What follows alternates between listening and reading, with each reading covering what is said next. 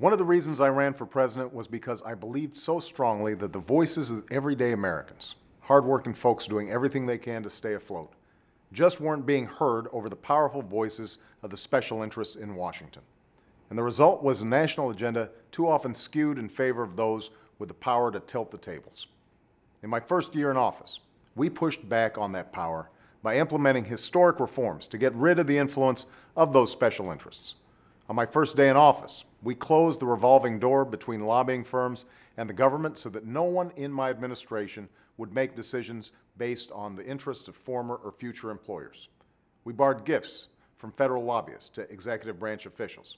We imposed tough restrictions to prevent funds for our recovery from lining the pockets of the well-connected, instead of creating jobs for Americans. And for the first time in history, we have publicly disclosed the names of lobbyists and non-lobbyists alike who visit the White House every day, so that you know what's going on in the White House, the people's house. We've been making steady progress, but this week the United States Supreme Court handed a huge victory to the special interests and their lobbyists, and a powerful blow to our efforts to rein in corporate influence. This ruling strikes at our democracy itself. By a 5-4 vote, the court overturned more than a century of law, including a bipartisan campaign finance law written by Senators John McCain and Russ Feingold that had barred corporations from using their financial clout to directly interfere with elections by running advertisements for or against candidates in the crucial closing weeks. This ruling opens the floodgates for an unlimited amount of special interest money into our democracy. It gives the special interest lobbyists new leverage to spend millions on advertising to persuade elected officials to vote their way or to punish those who don't. That means that any public servant who has the courage to stand up to the special interests and stand up for the American people can find himself or herself under assault come election time. Even foreign corporations can now get into the act. I can't think of anything more devastating to the public interest.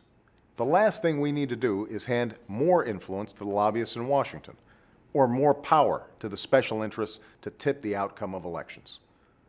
All of us, regardless of party, should be worried that it will be that much harder to get fair, common-sense financial reforms, or close unwarranted tax loopholes that reward corporations from sheltering their income, or shipping American jobs offshore. It will make it more difficult to pass common-sense laws to promote energy independence, because even foreign entities would be allowed to mix in our elections. It would give the health insurance industry even more leverage to fend off reforms that would protect patients. We don't need to give any more voice to the powerful interests that already drown out the voices of everyday Americans, and we don't intend to. When this ruling came down, I instructed my administration to get to work immediately with members of Congress willing to fight for the American people to develop a forceful, bipartisan response to this decision. We've begun that work, and it will be a priority for us until we repair the damage that has been done. You know, one of the great Republican presidents, Teddy Roosevelt, fought to limit special interest spending and influence over American political campaigns and warned of the impact of unbridled corporate spending.